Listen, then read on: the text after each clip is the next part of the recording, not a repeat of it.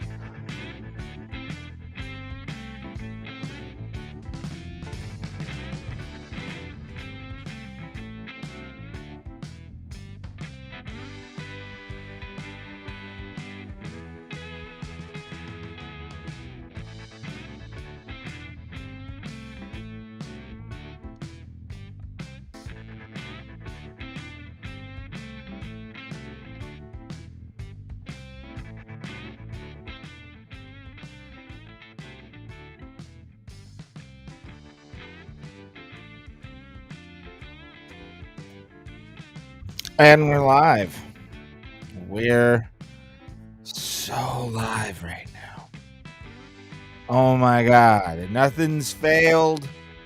Nothing has come down the pike that is an issue so far on this very show, the Ray Hyclak show, coming to you from the troll hole that is my studio. Thank you for being here as always. We appreciate you for being here.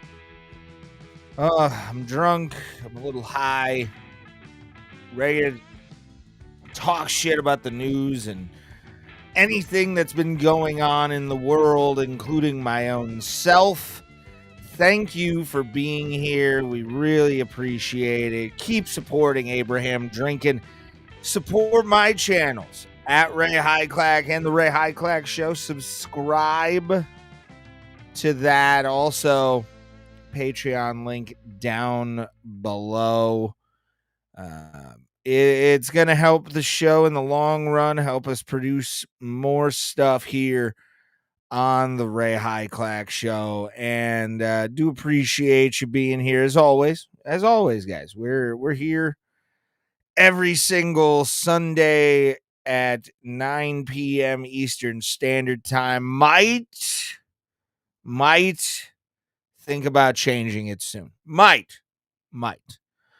Because then we could also do stuff like football and, you know, there's some ideas I have, especially for 2026. We've only got another, I think, 6 episodes together, including one that I think is Christmas Day. Let me look here. Where's my mouse? There we are.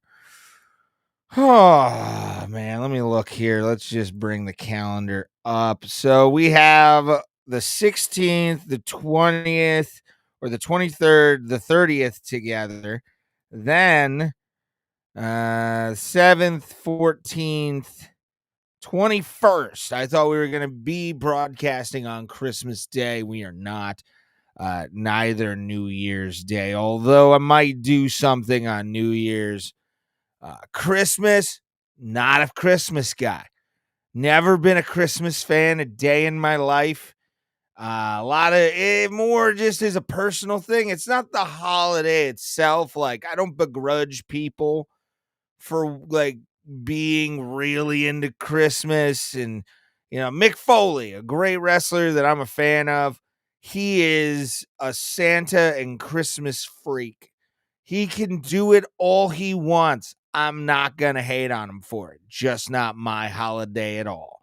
It's just not. Too much bad stuff has happened on Christmas for me to where it's like almost comical. You know, you meet that one person that doesn't like Christmas and you're like, what's your story? A lot of mine's just personal BS that, you know, happened in my life. That's why I'm a, you know, podcaster and stand-up comic. A lot of tragedy in these bones. So I'm also working on my 2026 predictions. I have 3 of them that are pretty locked in, solid. either come true or not come true. So be prepared for those. We got another like 8 weeks together for this lovely show known as the Ray Hyclak Show. Big things going to be coming as of January. We'll be doing every single month the premium live events. I don't know what they're going to call the numbered events for the UFC on the Paramount Plus app, but we're going to be doing live watch alongs almost every single Saturday. It's going to be some Saturdays where I want to take a break. I'm not going to lie to you kids. It's going to be one of those kind of just we'll wait till Sunday to talk to each other. Had a bad week, whatever. But I would say for 52 weeks of fights, you're probably going to get about 32 to 40 of them with me every single week. As long as here's where it's going to fall in, by the way, for that.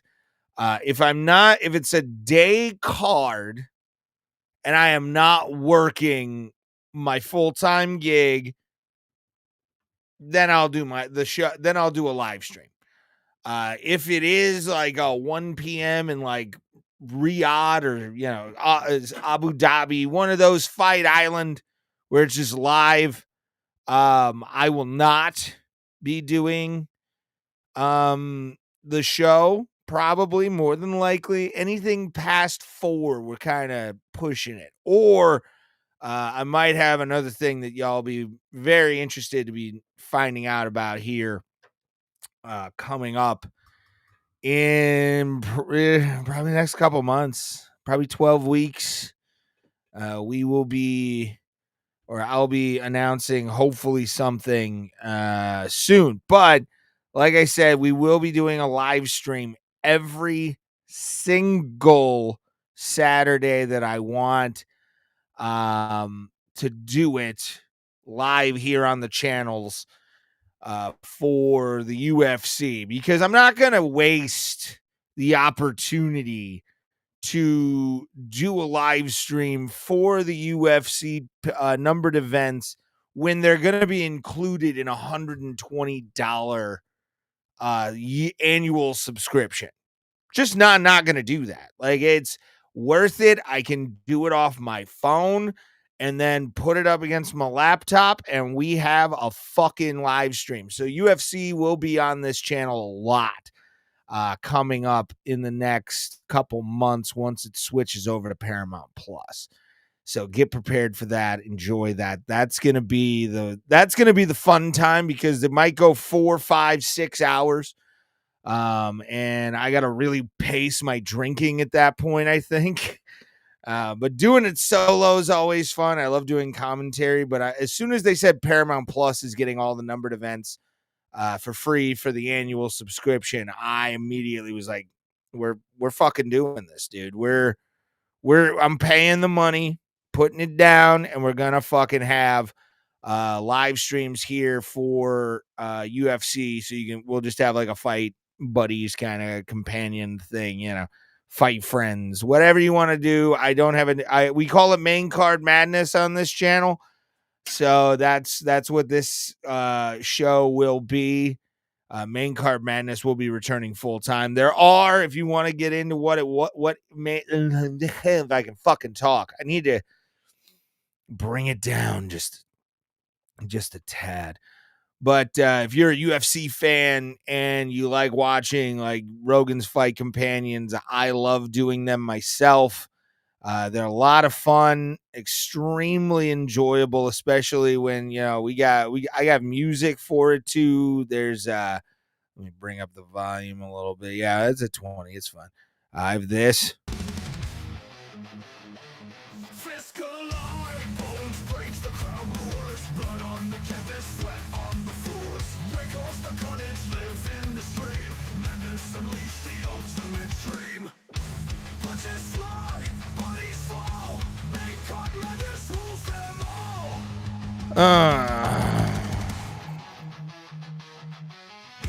Then I have this one for knockouts.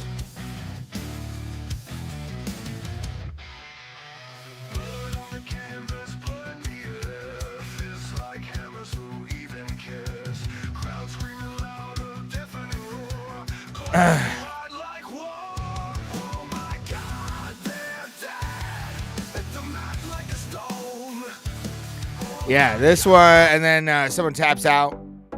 It's my pop song that I created. Hands locked tight like a vice. No way out. Sweat drips fast. Hear the crowd shout. You were the king, but now you're on the floor. The cage ain't a kingdom, not anymore. Fingers twitch. Yeah, and then we'll wait for the chorus here. Here it is.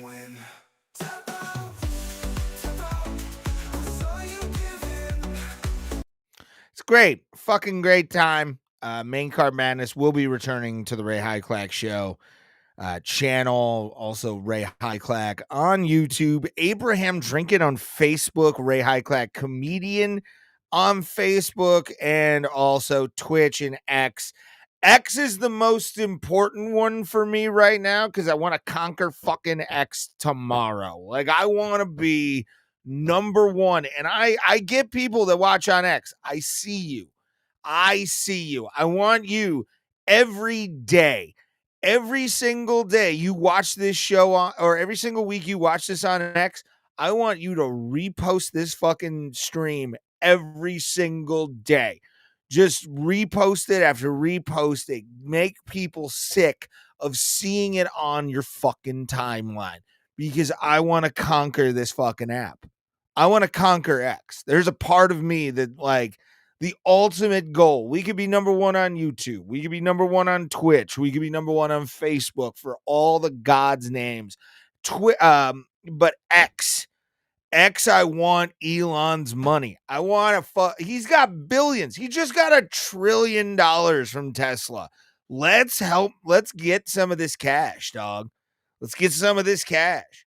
So if you want that, repost the shit out of it on X, repost the shit out of it on any place that you are watching this show, because if you do, we appreciate just the fact that you put your peepers on this show every single week. Like, it's the most important thing, man. And it's when you look at a show like this is basically just the ramblings of a psychopath who doesn't really, care about the fact that he will get famous off of this. It's more the idea that I just want to have a show to enjoy and be proud of, really. And for me to be able to do that, that's number one, is on this just putting it in bro. Anyway, let's get back into the week. Week was okay. It wasn't great. Something I didn't put on the thing is I wanted to talk about leech culture in comedy. Like, it ruins people. Like, I had a conversation with a comedian that turned really dark. Like, I'm not going to give the comedian's name. I'm not going to give what, the context. I'll give the context of it. What I said, and sort of a gist of what was said from this comedian. It was heartbreaking. It really was. Because, like, if you're wondering what I mean by leech culture in comedy, leech culture means somebody in the comedy world who sees the success of a comedian, who sees the rise of somebody in their local scene, national scene, if they, hang out with comics who come through. I've hung out. Okay. I'll give a good example of this. Stavros Halkias. Stavi baby. I used to drink with Stavi a lot when he would come through town because we would be on shows together, or I would see him at a show because he was doing a bunch of bar show run through the Midwest from Baltimore or New York, wherever he was living. Would I say the words, I am friends with Stavros Halkias? No. I used to drink with Stavros. That's it. Great guy. Never was a dick. Always funny as fuck. He has been funny since he started. But I would not message Stavros today thinking he knew me. The comedian I thought he knew me because I was part of the staff of the Cleveland Funny Bone / Improv. When I worked there, it was the Improv. And I, messaged this person because they had a dry bar special that had come out. It was getting play online. I shared it out. And then I was like, hey, man, I'm going to be nice. Offer him a drink. See if he wants to hang out when I'm in Columbus, which is where this person lives. And I was like, hey, man, want to hang out? We meet somewhere, whatever. And, he could have said this and then not wrote the screed that this person wrote, which was long. Like, it's a lot of it was just too much.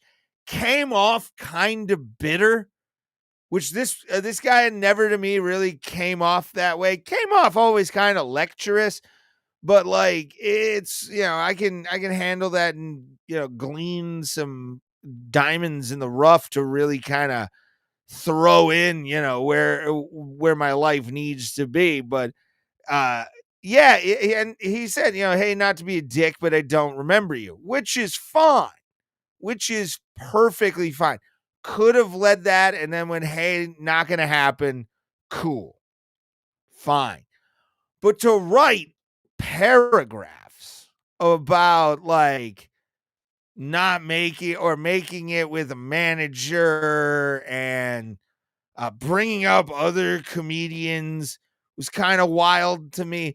The thing that really hurt me, and the reason I wanted to kind of talk about it on the podcast a little, was the idea that this motherfucker like thought I wanted his email. That was the weird part. Like the fact that this motherfucker thought I was gonna be like asking for your email when I can barely run my own is gross. And it shows an ego that to me kind of doesn't need to exist. But here's the other side of why I brought this up.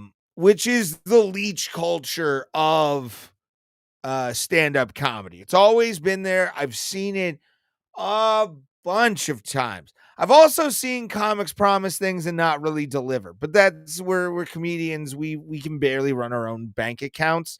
So when you ask a comedian to, hey, remember that booking, I don't really expect it. Usually if a comedian doesn't send me any kind of stuff or ask for my avails within about, I'm going to say a day of talking about working together, I assume it's not happening. And even if I follow up and I don't get anything, I'm okay with it because I realize either the person's busy or the person really didn't mean what they said. And it's, that's fine. It's fine. I won't ask you for bookings anymore. I won't, unless you come to me for one. I won't come to you because I tried before and I don't want to feel like I'm bothering you. So one thing about stand-up comedy is I care about bothering people too much.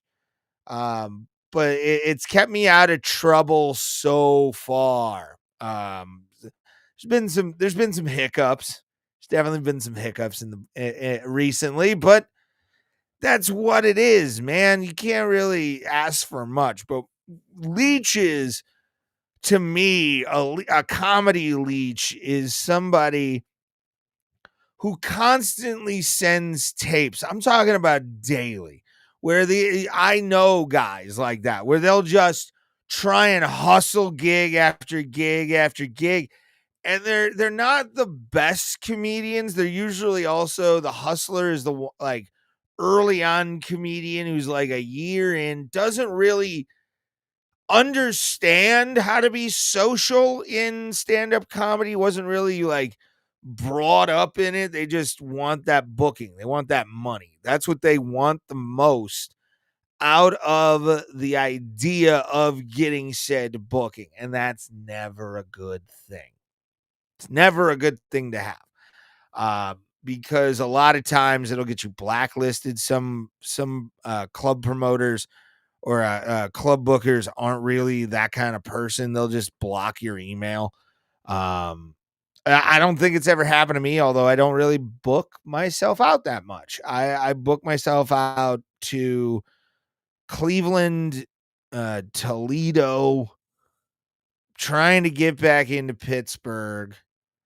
And then I've tried, which I have to email somebody actually. That reminds me. Ooh, I love it. But yeah, I go to the or in Vegas whenever I can, because those are just bar shows in Vegas, and I enjoy doing stand up at those because I know a lot of the comics that are in that scene in Las Vegas. They're fun people, great people to hang around with. And it's the local scene in Las Vegas is amazing. Like if you don't really know where to look and you don't know how to really get the vibe check in Las Vegas for like local comedy, it's a lot of fun. There's a lot of bro, we could die bookings that happen, or some neighborhoods fucking you walk around in them and you're just like, thank God it's daylight, but you enjoy it because then you get in your Uber after your set and then go back to your casino hotel to drink some more and have some fun. But where was I going with this? Oh, leeches ruin it for a lot of guys, because what they'll do is it's never just a comedy booking. It's never just a comedy booking in comedy. If you really want to know what kind of a leech I'm talking about a comedian who will like befriend a comedian who possibly has a bit of stroke in any kind of industry in entertainment, and then all of a sudden drop like 7 scripts on them, or sketch ideas where they want to use that person to gain more of a following off of that person. I've never been that person. I've never been that kind of guy to really want to like get off on somebody else's fucking shit. It's never been that way. I would rather be that guy in stand-up comedy who only does bar shows at this point than somebody who just I hate to say the word, but like tries to lap at the balls of a fucking headliner. It's kind of gross. Not gonna fucking lie. But I'd rather earn my spot. I'd rather earn where I'm at rather than, just have that point where you're like, where do I go? Do I give the blowjob? Where do I go from here, man? And to really like have those guys in stand up that'll like send the 7 scripts. Sending a message to a comedian is like walking through a minefield. You never know when you're really going to hit that one perfect trigger right above ground to get a comedian just to like totally be a dick to you for no reason. And it sucks. It really does. And for it to happen this week was just like, I wasn't expecting it. Wasn't fucking expecting it in the slightest. But yeah, that kind of ruined it. And then I'm working on something right now. out my way that'll lead to possibly some regional exposure, at least regional sized exposure. And more about that coming up once I really start getting going with it. But yeah, nothing really this week was much mentionable. Just kind of hung out, did nothing. Played some video games. Been really working hard on my Scally Bandit channel on YouTube. Go check that out at Scally Bandit. That's my video game channel. I'm probably gonna hit that up right after I do the show here, right after I finish up at 10 here, 10:30. So you got me for probably another hour hanging out with you. Thank you for being here. Drop a like, drop a share. The share is going to be a big one, and a comment. Comments are another big one. Really help us with the algorithm to boost the show. And as always, thank you to Abraham Drinking for letting me abscond with their channels for an hour and a half every single Sunday, 9 p.m. Eastern Standard Time, right here on the internet. Ah, man. Take a drink real quick. Shutdown also. Government shutdown's probably going to end tomorrow. They did, a deal is apparently in the works. Don't know what's in the deal currently. It was put in like hours before the show went on. So not a lot of details currently that I know of. I'll admit that there might be more details that we'll talk about on next Sunday, because it is kind of this whole thing has been kind of weird. Air traffic control issues, grounding planes, canceling flights, snap. So there's a video of a woman saying that her nail salon is going to have to take fire people. Let me bring this up. I'm not joking when I say this is an actual video. I saw this and was like, how the hell did we get here? How the hell did we get here to where saying this part out loud? This is having. Oh, wait. Let's fix this on the thing here. I drop myself. See, this is why I need a producer, guys. This is why I need a producer, dog. This is not what I really wanted. Let's move it there. Yep. Oop, not what I wanted. Where are you? There you are. Boom. Just ended. What just ended? Something. But yeah, gotta put that top. Yeah, always on top, kids. All right, let's watch this video. This is having massive impact. I went and got my eyebrows done the other day, and my eyebrow technician was like, they're gonna fire 2 technicians from here because all of our clients don't have money to come. She's not on Snap. That's a thing. Let me. This is a complaint by someone purporting to care about people. Technician was like, they're gonna fire 2 technicians from here because all of our clients don't have money to come. Why don't they have money to come? Why are Snap beneficiaries, which this is what she's alluding to. Snap beneficiaries come in and get their hair and nails done and their eyebrows off of what money that Snap affords them? Do they sell the Snap benefits? What's the pennies on the dollar that we're looking for here when it comes to that? But like saying this quiet part out loud, like knowing that this does happen. Like there are instances of people selling Snap in front of grocery stores for pennies on the dollar just so they can, make a little bit because they get too much. It's usually because they have too much. My eyebrows done the other day, and my eyebrow technician was like, they're going to fire 2 technicians from here because all of our clients don't have money to come. She's not on SNAP. That's a thing. That's a thing, everybody. That is a thing. And the fact that somebody actually brought it up in conversation and are talking about the fact that salons are going out because people get it's because they get too much. We really need to rework a lot of payments from SNAP and a lot of benefit payments in this country because a lot of people are getting way more than they really need.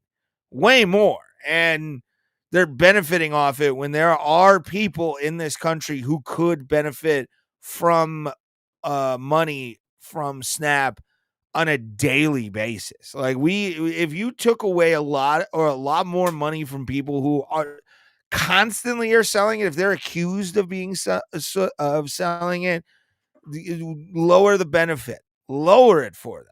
Give that money to somebody who actually is using SNAP for something other than their hair, nails, and eyebrows. Like that baffled me when I saw that. I thought it was a joke.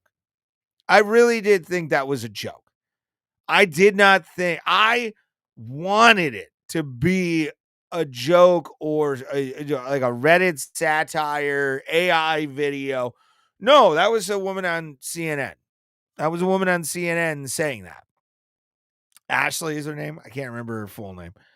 But for a woman to say that and then not, talk about the fact that there is over compensation for some people who don't need that much, who are working, but they have SNAP and they're getting a lot. I don't know people's payments. I'm not commenting on that. But I do think there are people that are getting overpaid enough for this to be a problem. And that money could be halved and then given to somebody who actually, is in need, somebody who's never been on SNAP before, first-time people. If you're getting, I don't freaking know, $800 a month. I don't know what that kind of what kind of money for food. I've never been on food stamps. I'll admit that. As an adult, maybe as a youth, but as an adult, I've been on Medicaid. But I never was on food stamps. I never did SNAP. I never did any of that. So I don't know what like a normal payment for that would be. But I think honestly, if there are people who are getting a lot more than they should and they're selling it and they're getting in trouble for it, or, they're admitting that they do it, I think we need to really adjust some payments, and give stuff to somebody who's a first timer that way we can set a standard. That way we can set a lot of those things. And you can, if you're a family of 6 and you're on SNAP, I have no problem with you being on SNAP. That's something that is needed. I'm not saying that is not something we don't need. I'm not saying that is something that shouldn't be a thing in this society. But if there is fraud, there is a lot of people who are selling, and to me, a lot is more than one. Like the fact that there are people just selling their SNAP benefits to people for pennies on the dollar and not really giving or and selling them and making money off of the taxpayer dollar, I have a problem with that. But if they're using it like it should be done, not a problem. That is what I pay taxes for. That because I want to have the ability to be able to use that myself. Pure and simple. I'm not, dumb to the idea. Hold on, my back's itching. Oh gosh. Whew, it's like right in the middle. I hate that. But yeah, I mean, if we're having this issue, but to say it on a national news network like that, to open your mouth and be like, oh, 2 women at my salon are going to be losing their jobs because of the fact that these people can't afford hair, nails, and eyebrows. Yeah, I do my own eyebrows. I don't have money to be able to keep them up. I do them myself. Learn how to do it, bitch. What do you want me to tell you? Like, if you can't get your hair cut, that's a problem. Because it's like $20 at Best Cuts. It's not that much. It's not that much for a haircut. So, and you can shower at home unless your shit's cut off, which sympathy for you on there. Been there multiple times, especially in my youth. I've gone home to no water. It's not fun, but it definitely does happen. But yeah, man, you look at the fucking way people like actually use it, but for somebody to say on national television that and admit kinda that people sell their shit and people on Snap won't be able to afford doing the other, doing this because their benefits would think good. Cut the problem people off. Make them get a job. Make them get a job because that's how they make their money day to day. And that's not right because it's, no offense, my fucking money, dog. My money. I pay into taxes every single year. Again, if you're somebody who does not do that, which is a bigger portion, I'm always saying that if one person is doing that, that's not good. It's not good because it means that other people have a green light to do it because they see that person. And it's not good. Not good. And it really does hurt this country because it takes a lot of other people off the rolls because they can't afford it because they're sending those people hundreds of dollars a month for food stamps, and then they use it on stuff that they don't think or sell it. It's terrible. So I'm glad that they ended this and we can all start going a little bit more forward with everything. I'll go through more of the details through the weeks and through the week and we'll talk about it next Sunday in full with the end of the government shutdown. Finally. Oh, and then a thing I wanted to talk about, and then we'll get into Ronda Rousey being a total cunt bag. And then I'm going to end on GTA 6.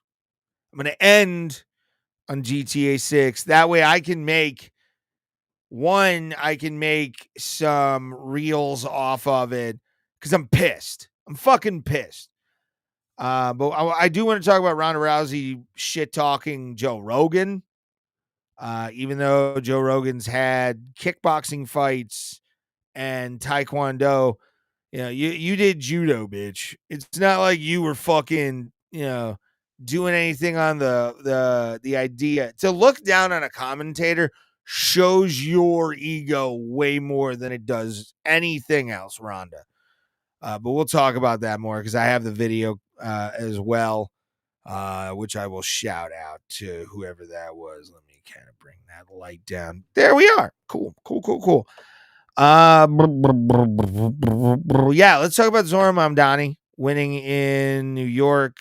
I'm gonna do a quick thing on it.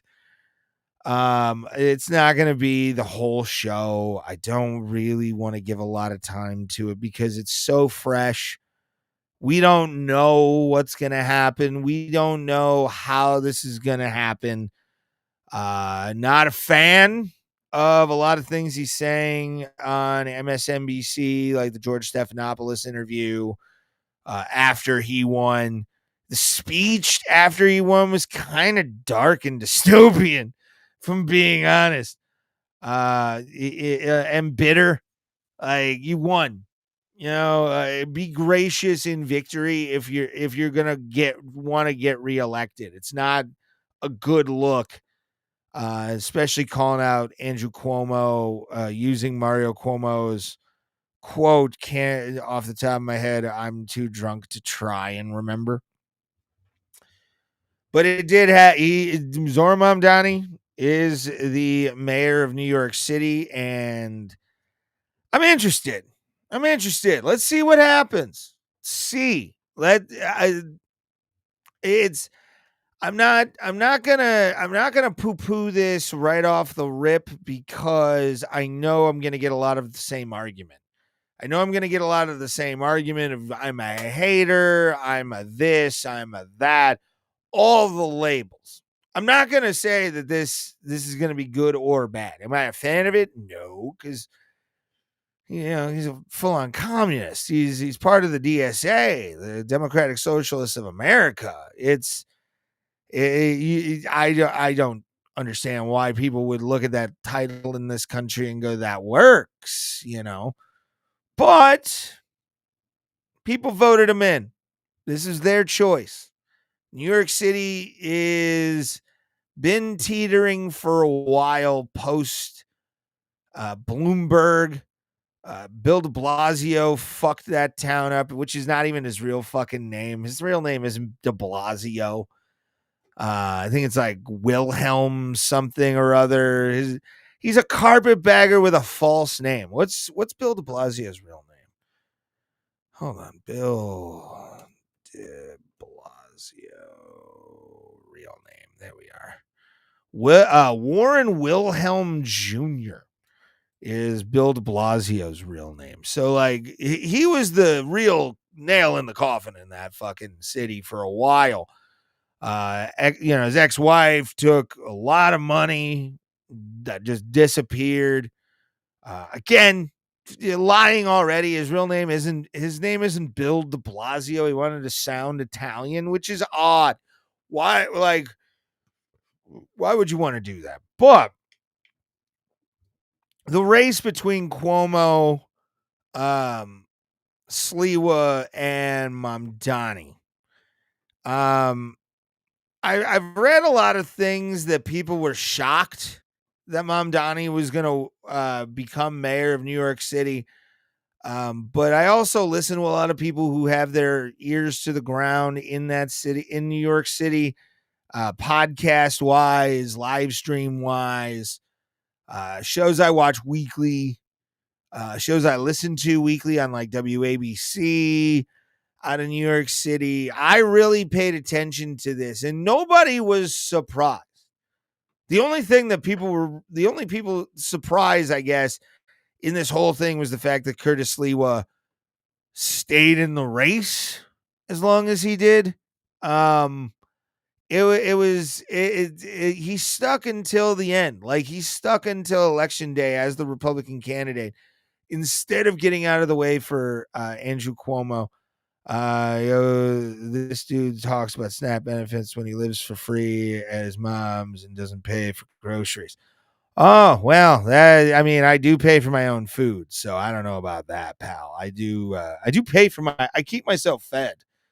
Not the healthiest boy in the world, not gonna lie on that, but I do keep myself fed. If you're hurting, sorry, bud, sorry. But yeah, man, this whole race was kind of odd because Sliwa came in as the Republican candidate wearing that fucking beret. Oh my God. I'm a wrestling fan. I remember when the Big Boss Man was the Guardian Angel in WCW. Thought the Guardian Angel gimmick was stupid because they took the cop gimmick and basically just put a red beret on top of him. And when, see, this is the red beret and he's coming up with Curtis Sliwa, all this stuff. Curtis was not to be taken seriously in any single way, shape, or form. Andrew Cuomo was really the only guy in this race to challenge Mamdani. But the younger generation, especially Gen Z, has become more socialist minded without understanding or looking back at history, thinking it can be done again. I've heard this constantly. Don't understand the logic.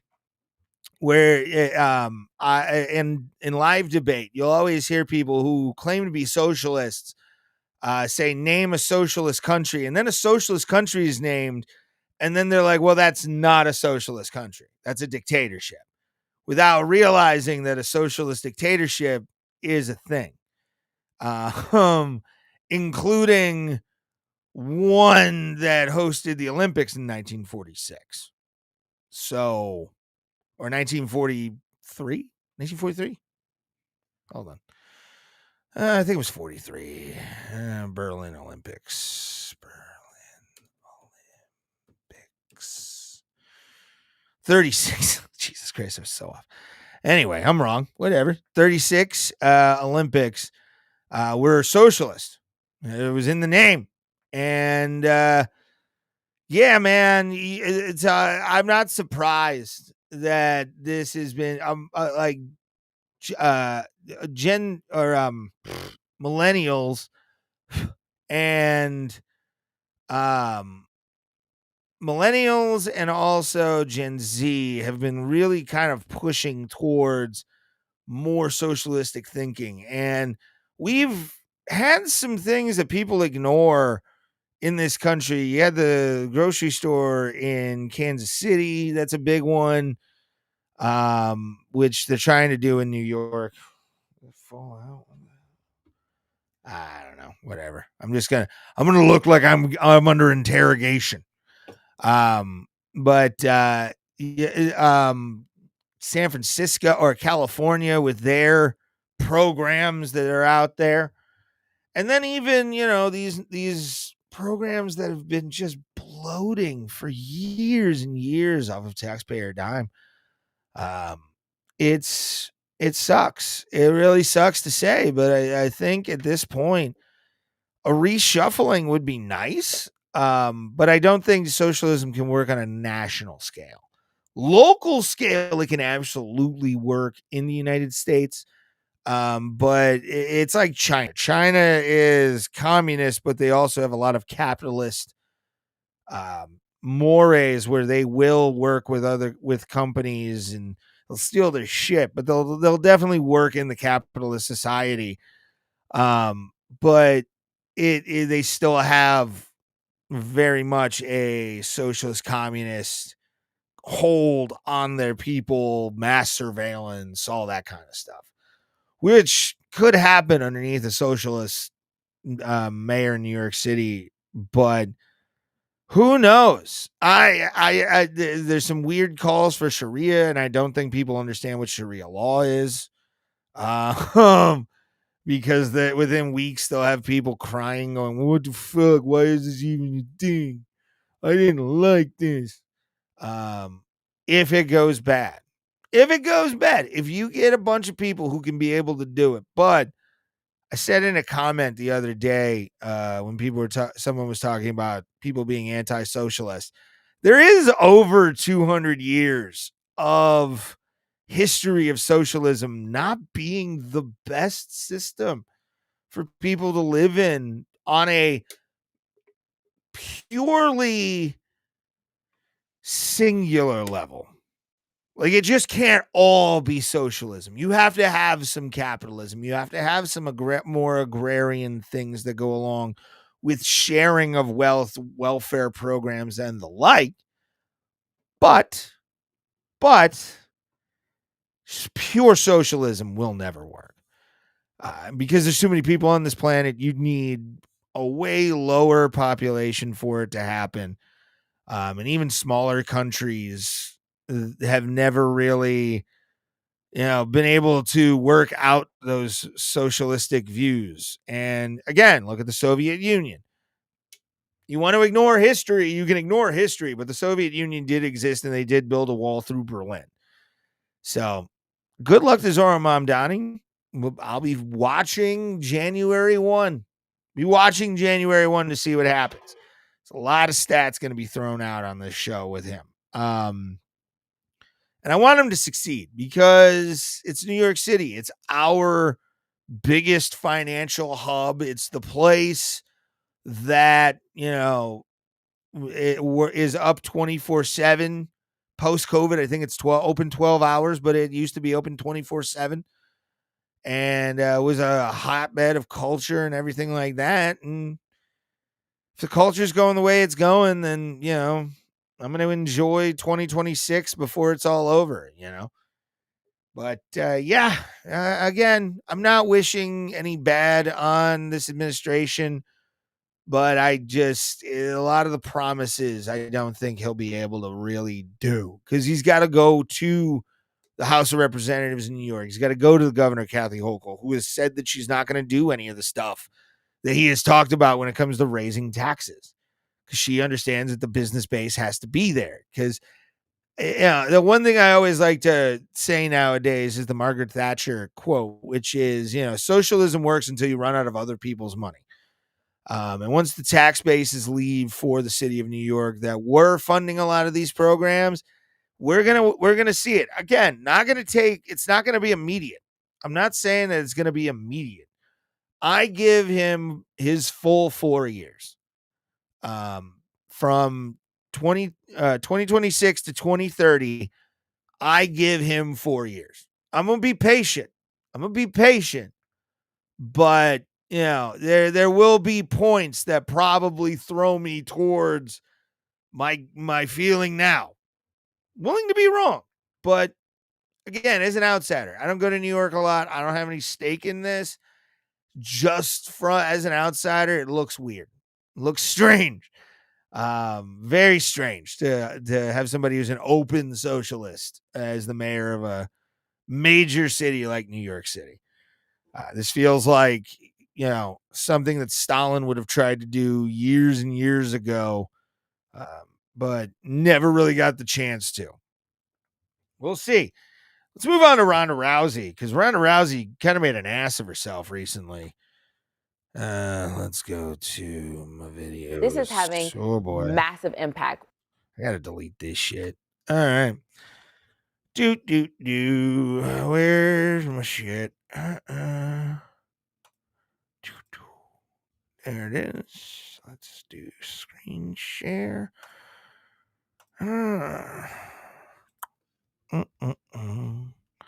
Share the screen. Let's crop. I do all this live, if you're wondering, by the way. So let's hear this video of Ronda Rousey talking shit on Joe Rogan.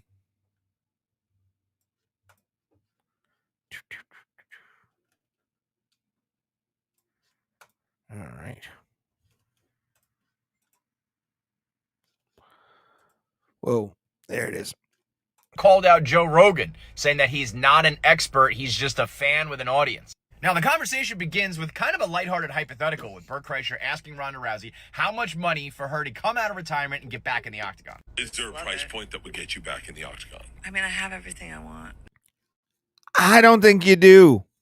Rhonda. I really don't. Because, here's the thing.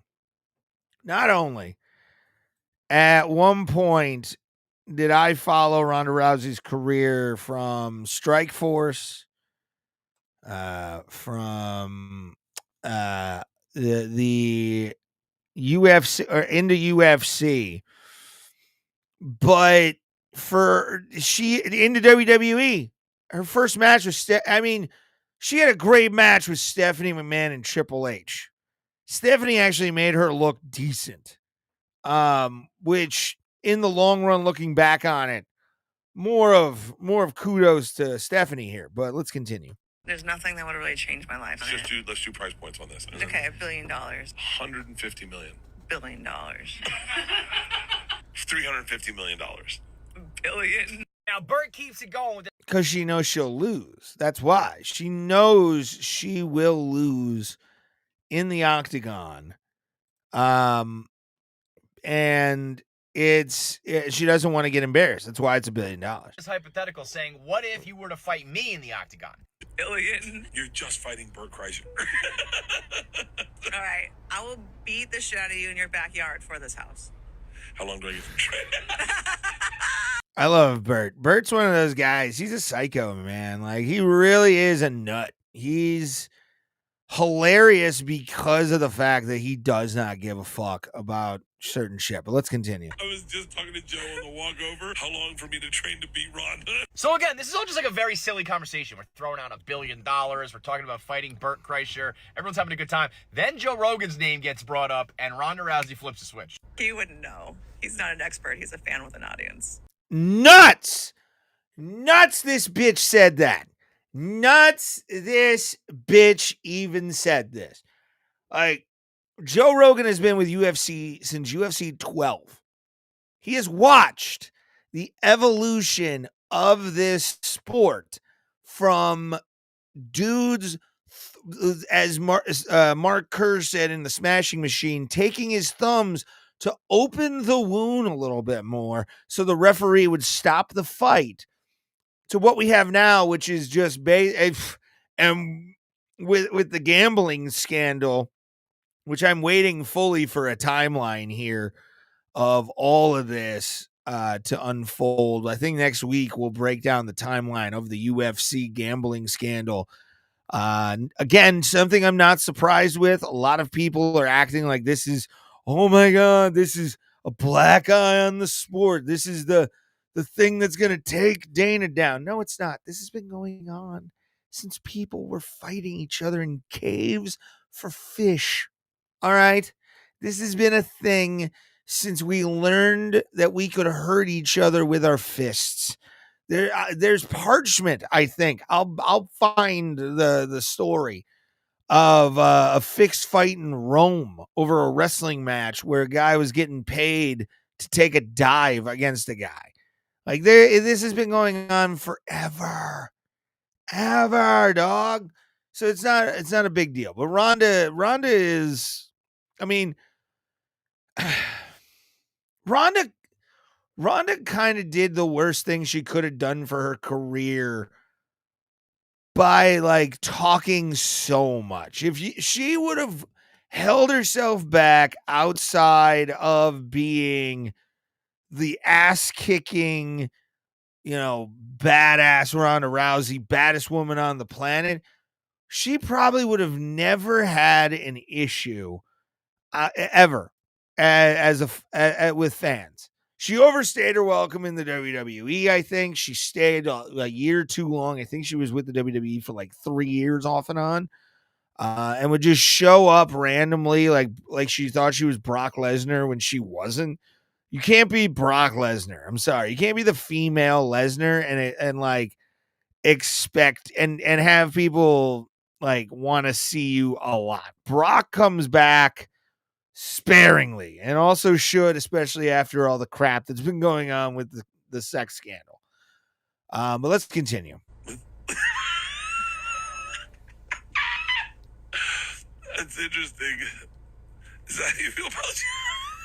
Yeah. Never fought. He fought Taekwondo, right? Never fought. That's not fighting. He fought in boxing or kickboxing, you dumb skank. Like, what the fuck, Ronda? Like, why are you acting like you're so much more above this than you, like, no. I'm sorry, dude. You were Ronda Rousey. You at one point were one of the sickest human beings on planet Earth. You ran through people. You literally ran through people. You would hip toss somebody and then pound their face in with your fist and then go home. You were awesome. You were something. You were a fighter in the UFC that everybody liked. Then you lost. And then when you lost, showed your true colors. Showed your true colors after the Holly Holm fight. I'm going to say it. Ronda Rousey, this Ronda Rousey we're seeing right now, this fucking thing, this media grubbing fucking, I don't even know what to say. That's even more disrespectful than just, attention seeking. Saying something that dumb is just, I mean, again, Joe has talked about not wanting to fight, but loving fighting. There's a lot of us out there that have never fought. I'm one of them. I've never had an actual professional or amateur fight a day in my life. Do I love talking about mixed martial arts and combat sports? Yeah, because I've loved it since I was 12 years old. Now, am I on the level of a Max Kellerman or the guys that were on HBO boxing back in the day? No, I am not a Jim Nance. I am just me. I am a guy, Mauro Ranallo. I will never be, but I like talking about combat sports and doing play-by-play for it live online. It's fun. It's a way I can satiate that thing. But for her to just say that because he never fought, even though he has kickboxing matches to his name, she just wants to go down, thing because he said something bad about her, probably. Let's finish this out. It's not fighting. Well, I'm going to exit this conversation. No, I don't like. She made it really awkward for Bert. I mean, that's the thing that I don't like about this is like, she could have said something, there are people that don't know how to do that. There are some people that don't know how to just kind of be like, yeah, he's okay. And then move on from there. Or if it keeps going, you just be like, yeah, he's okay. You just say positive until people stop. It's an easy way to avoid any kind of confrontation. But Ronda here was definitely desperate for the eye because she knows that she's done in mixed martial arts. The fans of MMA will never really want her back. The fans of WWE totally blew that bridge up with 80 billion tons of TNT and an A-bomb. I mean, the way she left the WWE was wild to me. She just went off on everybody in the WWE fan base and then was like, I didn't realize that this was blah, blah, blah. When it's a super passionate fan base, more passionate than the UFC fan base. And that's a very passionate fan base. MMA fans online are fucking wild. So let's see how much more we got here. I didn't get any bad DMs. All right, first of all, it is hilarious that this Joe Rogan slander is happening on a Bert Kreischer podcast. They are both having a field day with this. Secondly, one of my least favorite tropes in all of sports coverage and media is the idea that if you never did the sport, that you can't be an expert or an analyst or speak on. It's the most idiotic crutch in all of sports for athletes to shoot back at analysts saying that you never did it so you can't speak about it. When in reality, I think it's the total Shout out to opposite. Barstool I think Sports, more by often the way. than not, it's a natural athlete that can step on the court or on the field or in the ring, and they just do it. Whereas the people who actually aren't the professional athletes love it and study it and talk about it and analyze it and discuss it. I mean, of course, it's always going to be a trump card for an athlete to play on an analyst. I did talk about it, but it's just so lazy. Like, how about you prove him wrong? How about you explain why his critiques are incorrect? Rather than just say, you're not allowed to talk about it. Bottom line, there's only one way to hash this out. We need Ronda Rousey to step in the ring with Joe Rogan. And we're apparently going to need like $2 billion to make that happen. The easiest way to make that money? Get on Kraken, the world's easiest cryptocurrency. Boo with your advertisement.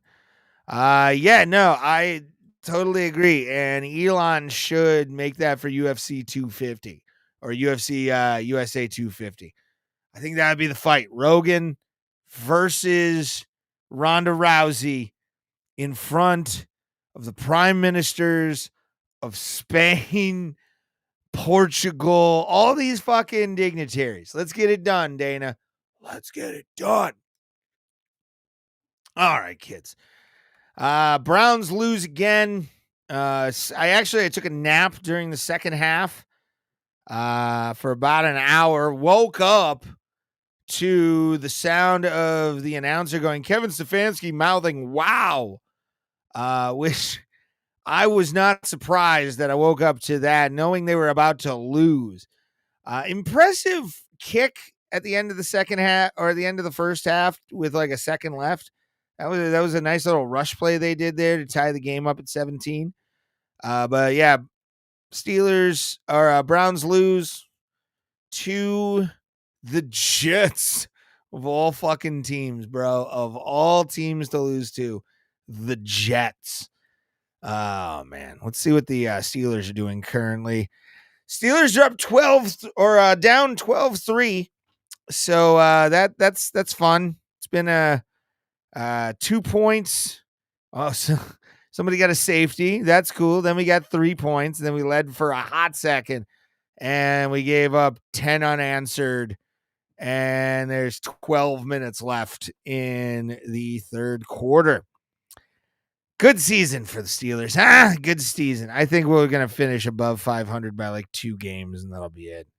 Tomlin's probably going to get fired. If I was the Roonies, I'd fire his ass. But let's go from there. Aaron Rodgers too. Let's grab a beer and talk. Because I don't want to really hash about the Browns. The Browns are just sad, man. If I'm surprised there aren't pitchforks outside of Berea right now. Season's been a wash for them, and they got a couple more years before they move out of town. Or out of downtown into Brook Park. So we'll see. We'll see what happens with the Browns and Steelers currently playing. But what I wanted to talk about tonight, gang, something that was announced yesterday. I want to say it was yesterday. And it's the top story of this fucking goddamn show. And it's the delay of GTA 6. Son of a bitch. Who didn't see this coming, everybody? Who didn't see this coming? Who honestly, among anybody, thought we were going to get GTA 6 when it was going to be? And they're doing it for Black Friday. Like, they're doing this for the holiday. They know they're going to get the most amount of money off of this by being on November 19th. Because it's right before the fucking holiday. GTA 6. I need to remember GTA 6 release date. When is GTA releasing? Yeah, November 19th, right before Black Friday, right before everybody gets fucking money to really spend after all this. They're gonna try and get that turkey money next year by delaying it until right before Thanksgiving of 2026. I'm fucking tired of it. Like, I'm not happy with this, and because they gave us such an awesome fucking trailer. I'm gonna play the trailer for you guys right here. Yep, as long as it's paused, we're good. I can crop it. This is why I need somebody. This is why I need somebody, guys. Crop it. There we are. Yar. Perfect. Not perfect. We needed symmetrical here. There we go. Perfect. There we go. They dropped this. I think it was last year. Let's when was this fucking thing dropped? 6 months ago. I thought it was a year ago. Yeah, this is May 6th, 2025. And they gave us this fucking trailer, and it's like, what the fuck?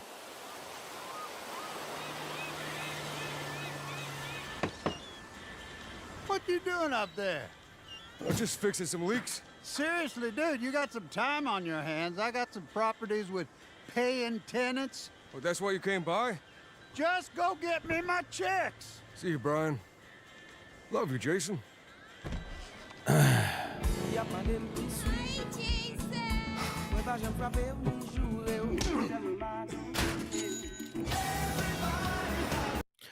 I want to see where these shakedown things are, but look how fucking beautiful this whole game is.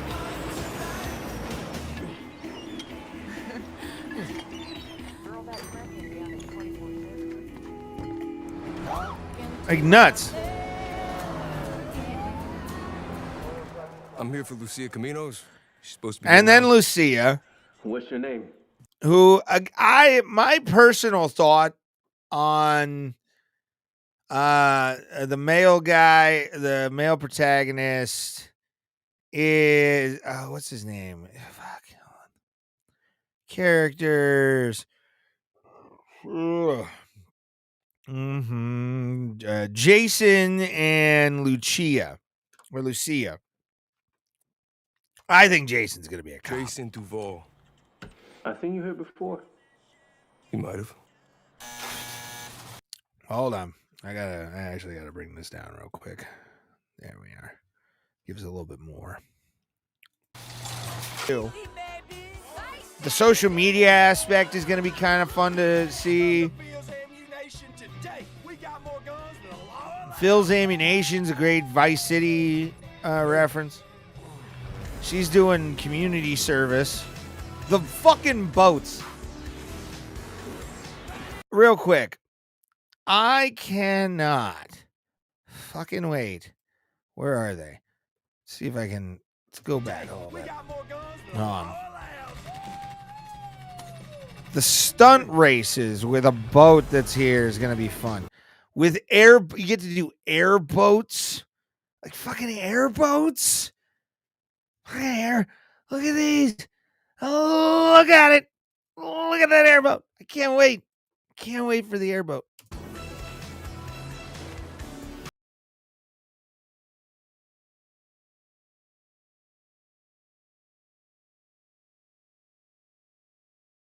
And you can jump on cars, which is cool. That's going to be kind of... it sucks, man. It sucks. Really does suck. Because like I was looking forward to buying the game. I'm getting a physical copy when it comes out. I'm buying a collector's edition. I'm doing it because, you know, GTA 5 came out 13 or 12 years ago now. When did GTA GTA 5 release date? 2013. So yeah, 13 years ago as of last month. 2 months ago. It's time. It's time for them to fucking release this game 13 years later, 2026. Kind of strange that I was 23. I was in a really tough spot in my life when I was 23. I wasn't playing GTA 5. I played GTA 5 for the first time fully online during the pandemic. Because I went to hang out with a guy I knew, and we played GTA races for hours and hours and hours and hours, getting lit up, drunk, and racing, 16 people at a time over and over again, long waits.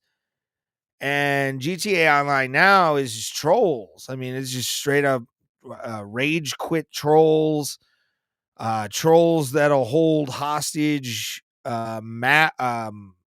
lobbies. It's gotten toxic a lot more since the pandemic was over, for sure. And it's I don't like the fact that it was delayed so long. Like, we got a couple more months until we could have actually had that. I think they're going to release a trailer on the 25th of May to kind of make up for it.